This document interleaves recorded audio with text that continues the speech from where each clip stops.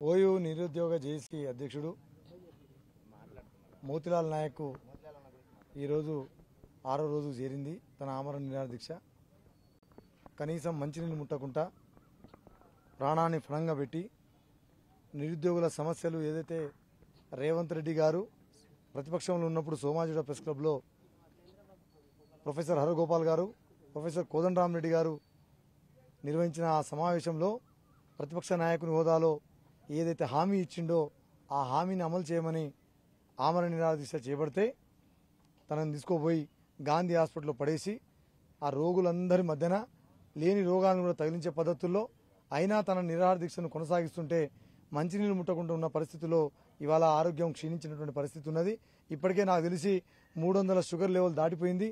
తను నీళ్లు తాగకపోవడంతో యూరిన్ కూడా మూత్రం కూడా రాని పరిస్థితి ఇవాళ కనబడతా ఉన్నది. డాక్టర్లను అడిగినాం మనకు కూడా తెలిసి చాలా మందికి ఇవాళ బాడీలో నీళ్ళు లేకపోతే ముందు ఇమీడియట్గా కిడ్నీ ఎఫెక్ట్ అవుతుంది, తన ఆరోగ్య సమస్య దెబ్బతింటది, క్షీణించింది, తను మాట్లాడలేని పరిస్థితి వచ్చింది. ఒక పూట మమ్మల్ని అరెస్ట్ చేసి లోపలేస్తేనే మా పెదాలలో నీళ్ళు లేని పరిస్థితి చూస్తూ ఉన్నాం.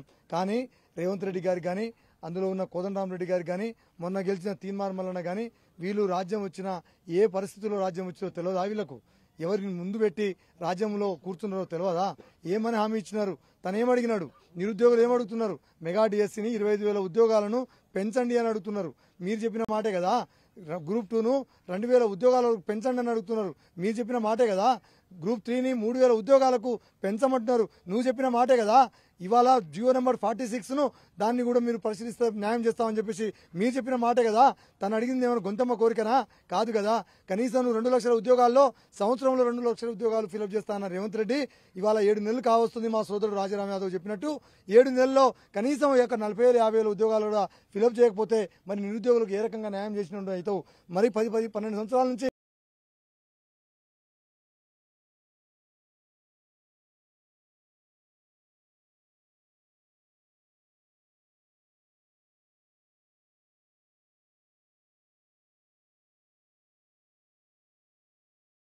రోజు నిన్ను ముఖ్యమంత్రి చేయడం కోసం ఎవరైతే పన్నాగం పండిరో కుట్ర చేసిరో యువకులను అందరినీ యాంటీ టీఆర్ఎస్ గా పనిచేయించినారో వాళ్ళకు మాత్రం ఎమ్మెల్సీ ఇచ్చినావు, వాళ్ళకు పదవులు ఇచ్చినావు, వాళ్ళకు ఉద్యోగాలు ఇచ్చినావు. మరి నిరుద్యోగ యువత ఎటు పోవాలి?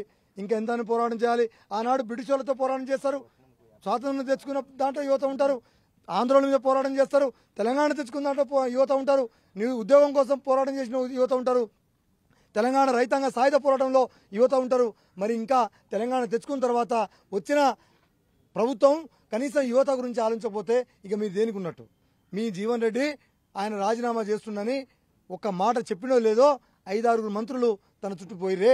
మరి 6 రోజుల నుంచి నిరాహార దీక్ష చేస్తున్న మోతిలాల్ నాయక్ బిడ్డ ఇవాళ మీకు కంటికి కనబడట్లేదా? సీతక్క అంటే మాకు గౌరవం ఉండే, సీతక్క అంటే మాకు అభిమానం ఉండే. 20 సంవత్సరాల నుంచి తను చేస్తున్న పోరాటం మేము చూసిన వాళ్ళం, దగ్గరగా మేము పోరాటంలో పాల్గొన్న వాళ్ళం ఉన్నాం. ఇవాళ సీతక్క మీరు ఎడిపోయినారు. ఎందుకు మీరు భయపడుతున్నారు? ఒక్కసారి వచ్చి నీ బిడ్డను పరామర్శించు. కనీసం తన బాధలు తెలుసుకోండి. నిరుద్యోగ యువత ఇవాళ కొట్టుమిట్టాడుతున్నారు. అటు చదువును దూరమై ఇటు ప్రిపరేషన్ దూరమై మీ కన్ఫ్యూజన్లో పడి ఇవాళ ఉద్యోగాలు లేక ఇబ్బంది పడుతున్నటువంటి పరిస్థితి ఉన్నది. సీతక్క ఎందుకు మీకు ఆ రోషం లేదు? ఎందుకు మీకు ఆ పోరాట పటిమ లేదని ఈ సందర్భంగా గిరిజన బిడ్డగా నేను అడుగుతా ఉన్నా. ఇవాళ గిరిజనుడు ఇలా అమర నిరాహార దీక్ష చేస్తున్నాడు. ఏమడిగినా మీరు చెప్పిన హామీలను అడుగుతున్నాడు. దయచేసి ఇప్పటికైనా రాజకీయాలు పక్కన పెట్టండి. మీరు అనుకుంటున్నారేమో యువతను మోసం ఈజీగా చేయొచ్చు, మళ్ళీ 5 సంవత్సరాల తర్వాత ఈ యువత ఉండదు, కొత్త యువత వస్తుంది, వాళ్ళని కూడా బురడి కొట్టొచ్చని మీరు అనిపించుకోవచ్చు. కానీ సమాజం అంతా ఈజీగా లేదు. యువత అందరూ చైతన్యవంతులమైనరు. అందరూ ప్రతి ఒక్క గ్రామాల్లో పట్టణాల్లో ఎక్కడెక్కడ చైతన్యవంతులైనటువంటి యువత వదిలిపెట్టారు. మీ పన్నాగం పడతారు, మీ కుట్రలు బహిర్గతం చేస్తారు, మీ కుట్రలను గమనిస్తున్నారు, చూస్తున్నారు, అందరూ పిడికిలు బిగిస్తున్నారు. అందుకనే మమ్మల్ని అరెస్ట్ చేసిన మేము శాంతియుతంగా నిరసన చేస్తున్న అమరవీరుల స్తూపం దగ్గర నుంచి మమ్మల్ని ఇష్టం వచ్చినట్టు ఒక దొంగలను ఒక దేశద్రోహులను పట్టుకొచ్చి ఇష్టం వచ్చిన పాటలలో పిసుక్కుంటా ఇంకోసారి నిరసన కార్యక్రమాలు చేయొద్దు అన్నట్టుగా ఏ రకంగా ఒత్తాలను ఆ రకంగా కొట్టుకుంటా ఇవాళ తీసుకొచ్చిన పరిస్థితి ఇవాళ చాలా బాధాకరం. చెప్తున్నాం మేము ఇవాళ ఇది కాక పరిష్కరించకపోతే భవిష్యత్తులో తెలంగాణలో రేవంత్ రెడ్డి గారు అనుకుండొచ్చు ఇవాళ ముఖ్యమంత్రి హోదాలో కూర్చొని చుట్టూ పోలీస్ యంత్రాంగము పెద్ద రాజ్యం మొత్తం పెద్దగా ఉందని అనుకోవచ్చు. కానీ జాగ్రత్త, ఎంత పెద్దవాడివైనా బాబాసాహెబ్ అంబేద్కర్ ఇచ్చిన ఓటు అనే ఆయుధం ద్వారా ఎప్పుడోసారి బొందలు పెట్టక తప్పదు. వద్దు, దయచేసి నువ్వు ఇచ్చిన మాట నిలబెట్టుకొని ఈ సందర్భంగా డిమాండ్ చేస్తా ఉన్నాం.